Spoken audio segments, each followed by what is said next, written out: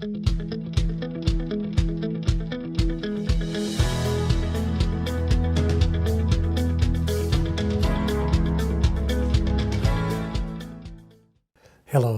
I'm Neale Donald Walsch, and I'd like to spend just a few minutes talking with you right now about what I think is one of the most wonderful and important aspects of life on Earth. It's the aspect that we like to call energy, and it's about finding a way to be in the flow of that energy so that our life becomes less of a struggle, less of a challenge, more of a joy, and more of a sense of the wonder, really, of who we are. So let's talk about this thing called energy and being in the flow. As I'm sure you all already know, all of life is made up of energy. I call this the essential essence of the universe. This is what I've been told in my conversations with God, and there is nothing in the universe that is not comprised and composed of this basic, fundamental element of life that I call the essential essence. So this essential essence simply reshapes itself and reforms itself.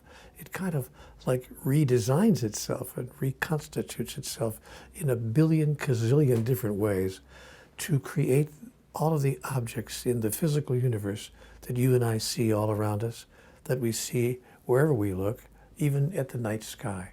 It's all just the essential essence, the pure energy forming itself in a particular way. Now, what spiritual masters have told us for a very long time is that if we can find a way to manipulate this energy, that is, to use the energy, not just to know the energy is there, because we all already know the energy is there. It's like electricity.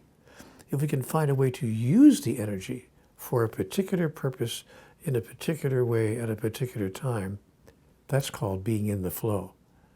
And again, I want to make the comparison of electricity. It's all very well and good to know that there's electricity that exists in the universe. There's electricity everywhere that runs every place. But unless you're using it for a particular purpose, to empower and to create a particular outcome, the electricity doesn't do you a great deal of good. The same is true of the essential essence of the universe. It's all around us. It's in the air. It actually is what comprises the air. It makes up your body and everything else in the physical world. But if you don't know how to use it, if you're not clear about how to take that energy and focus it in a particular way, then I think it's almost useless in the sense that your life is no longer in your control. You wind up being a reactive person rather than a creative person. So being in the flow is about moving from reaction to creation in the process of your life itself. And that is not a small thing. You can change your whole life by just making that movement from reaction to creation. I want to tell you that I spent most of my life in the place called reaction.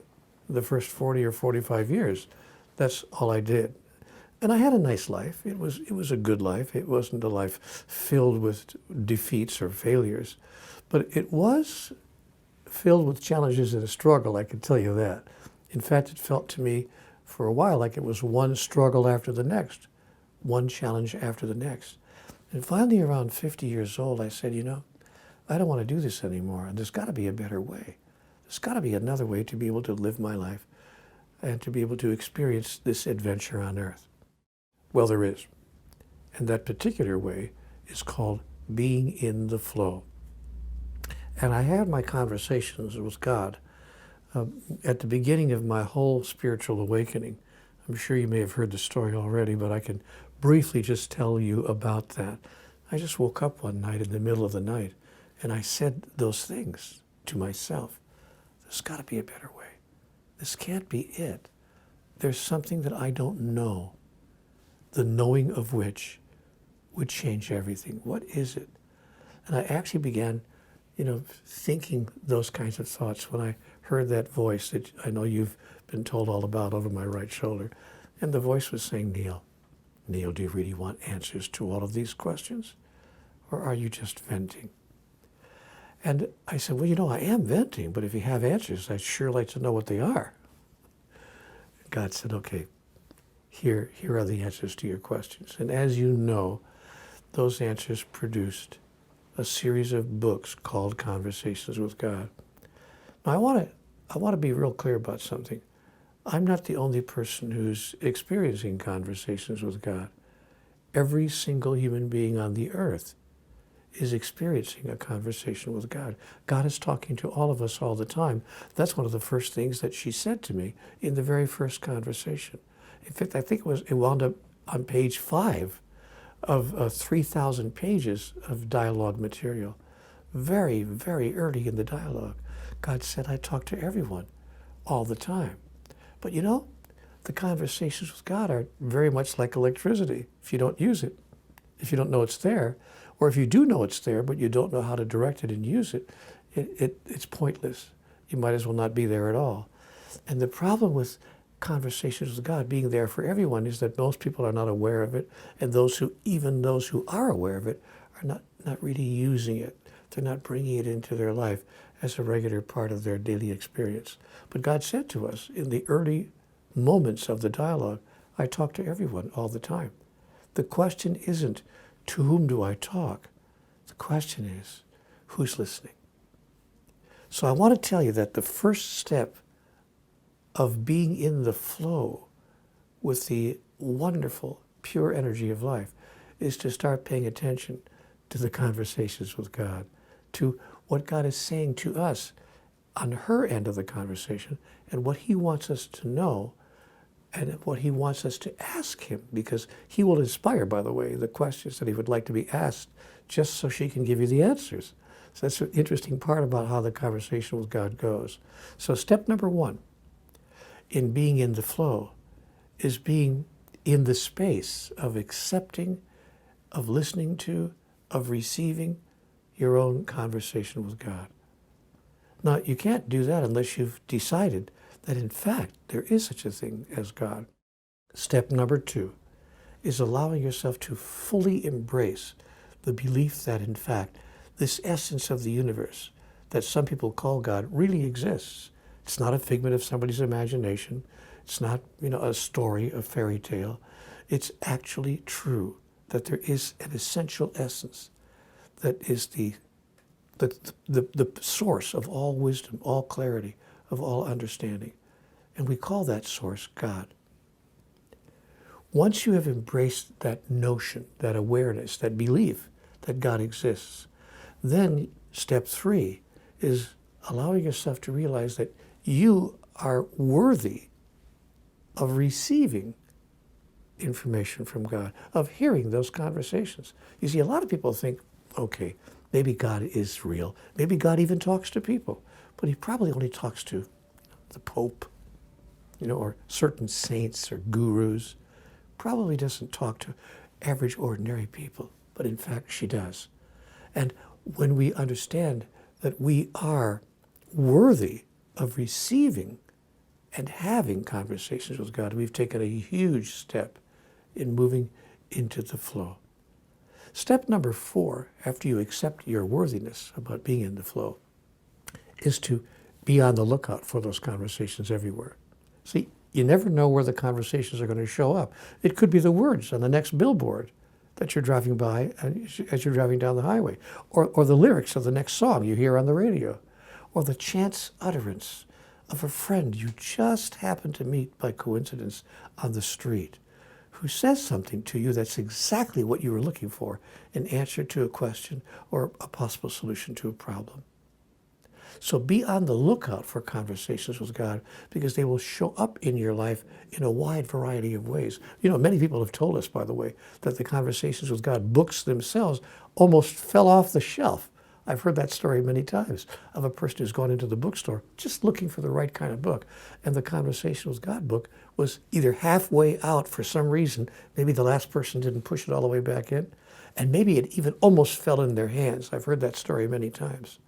So that's an important step as well about being in the flow, is to keep your eyes open, or as it says in the scripture, let those who have ears to hear listen. So be listening and be on the lookout for those conversations. The next step, step number 5, is to not dismiss the conversation when you hear it. Many people when they receive a direct message from the universe, a direct message from God, they write it off. They say, it was just a coincidence. Or they call it serendipity. Or maybe a moment of inspiration, but it wasn't really a conversation with God. But of course it was. That's exactly what we're talking about here. So don't dismiss it, but receive it and give it the honor that such a communication deserves. And it will become an important part of what happened to you that day. In fact, it could even wind up being a very important part of your whole life. So let yourself receive it with honor and pay attention to it. Then step number 6, don't forget what you heard, but act on it. Step into whatever instruction or recommendation or suggestion or awareness that you received in that conversation. Don't just say, oh, that was an interesting moment. I think I had a conversation with God. But then you go on with your life as if nothing was ever said to you. That'll stop you from being in the flow faster than anything else. Believe me, I understand that, because there were times, I have to admit, when I was having my conversation with God, in the middle of it, where I would almost forget the next day what I was told, as if I had never been given that information. Every day I read a little bit in the Conversations with God material. I don't let a day go by that I don't pick up one of the books and remind myself what those messages brought to me in the first place.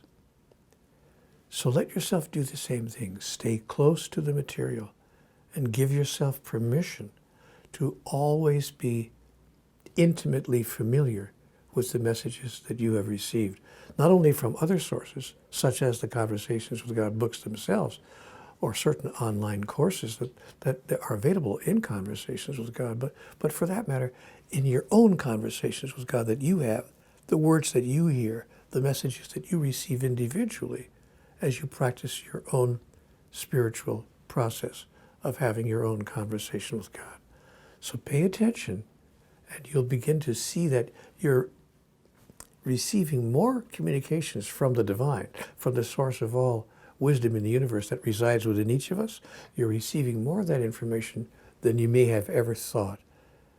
And that's what it means to be in the flow. Now I want to tell you what we're really talking about here. We're talking about a state of consciousness. See, it's about consciousness raising, because it takes a determination, it takes a commitment, it takes an actual decision for you to raise your consciousness in such a way that you become completely clear that God is talking to us all the time, every minute of every day. And that's what causes you to start looking around to see if there is a billboard, or if there is a friend on the street, or to have the radio and listen very carefully to what the message of that song is, to just kind of pay attention to the world around you. That only happens when you deliberately decide to raise your consciousness. So it's about consciousness raising. That's why people in the New Spirituality movement talk a lot about consciousness raising, because you raise your consciousness, and your consciousness allows you then to be consciously aware of the conversations with God that you're receiving. And that puts you in the flow for sure. And here's how the flow works. Let me explain to you what it means to be in the flow. You start with a consciousness that's expanded to include the truth for you that God exists, that the wisdom of the universe is available to you at any time. That consciousness then produces a state of awareness. It causes you to automatically be aware of your surroundings, be aware of the impact of the energy that proceeds from you into the world, and the energy that's coming back to you from the world, to be more aware of it and the impact that it's having than you may ever have been before. So consciousness produces awareness. Once you have expanded your awareness, now you're really in the flow. Because awareness produces what I want to call your perspective. Perspective is the place from which you look at life. It's the mountaintop above the valley that you have chosen as your viewpoint. And it creates, in fact, a point of view.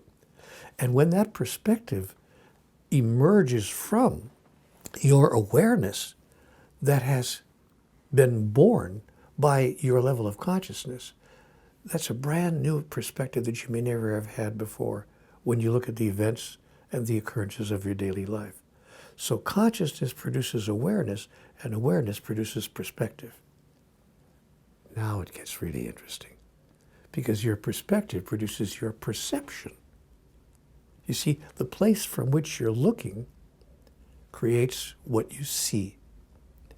The mountaintop you've chosen to stand on gives you a particular perception that you may not have had if you hadn't chose to stand on that particular mountaintop.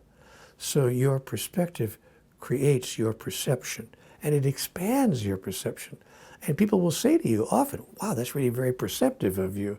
And they'll even start to notice that certain things have changed. Certain things have been altered in the way you look at the world.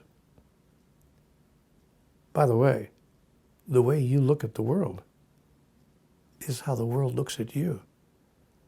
And you'll sense that integration when you're in the flow. Now, after you have expanded your perception, you will find that your perception is creating a brand new set of beliefs. You see, seeing is believing. So perception creates beliefs.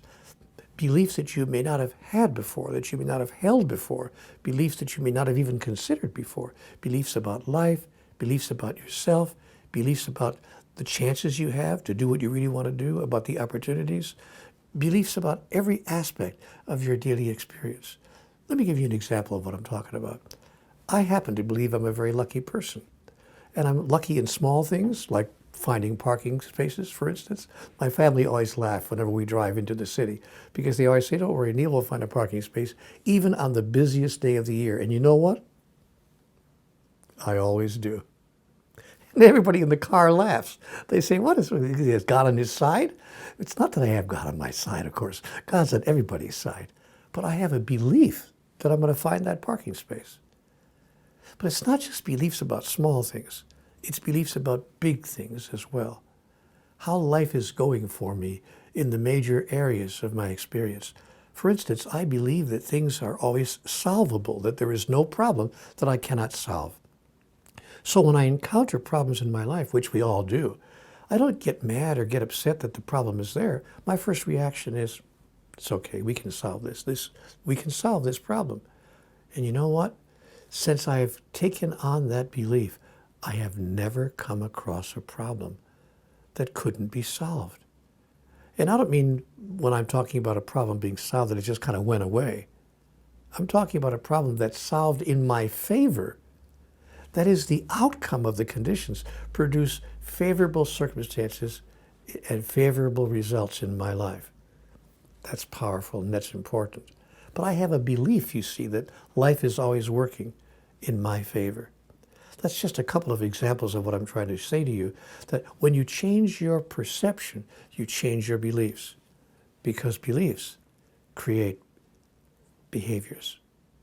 Now, that's the next step in this being in the flow. See, when you've changed your beliefs, you change your behaviors. Every behavior that you express and exhibit in life emerges from your belief about life. So beliefs create behaviors. That is, you start to act in a certain way. You begin to act with more confidence, with a higher level of what I told you a minute ago, a higher level of awareness, and with a greater sense of assurance that the outcome will always work in your favor. So that creates a certain way of behaving in the world, and don't think that those behaviors don't change your outcomes, because they're the only things that will, which is the next step when you're in the flow. Because when you're in the flow, your behaviors create your experience. And suddenly you are in charge of your experience. Suddenly your experience is not something that's happening to you. It's something that's happening through you. And you become the creator of your own experience, which then produces the ultimate result, which we call reality. See, your experience creates your reality. And all reality is created individually, interiorly by us, even as our exterior circumstances are produced collaboratively by everyone. See, I'm pretty clear that I'm not going to change my exterior reality if I'm walking through a huge city. I'm in downtown and there are 6,000 people around me. I'm not going to be able to, I don't think, maybe if I get to a higher level of mastery, maybe one day, but right now I'm not at a level where I'm able to shift the reality of 6,000 people, but I can shift my own interior reality of the exterior circumstance or event that's occurring right in front of my face, right in front of my eyes. And when you're in the flow, it's remarkable how you can adjust and alter your interior reality of any exterior experience, causing it to be joyful, peaceful, and without struggle. So that's what happens when you're in the flow. When you're in the flow, your consciousness creates your awareness.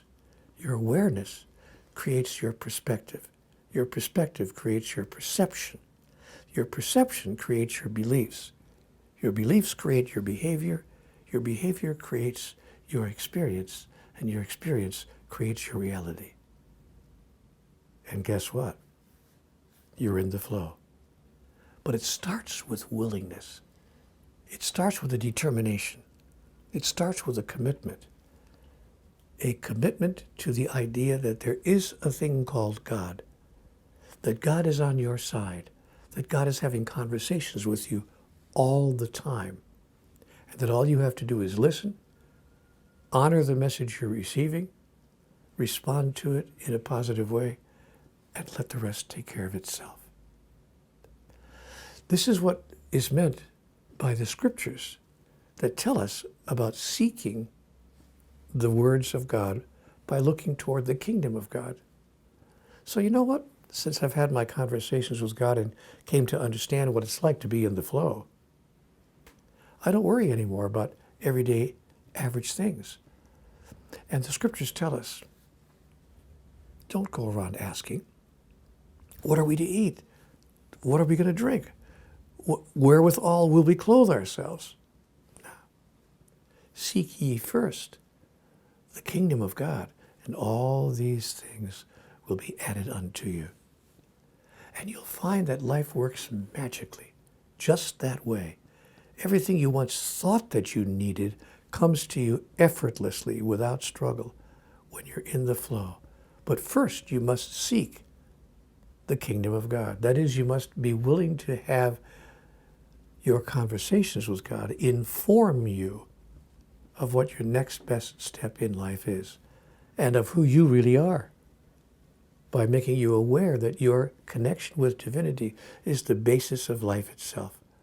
That you're not simply someone who's disconnected from God, but that in fact you are an expression of divinity, what I like to call an individuation, or a singularization of the singularity.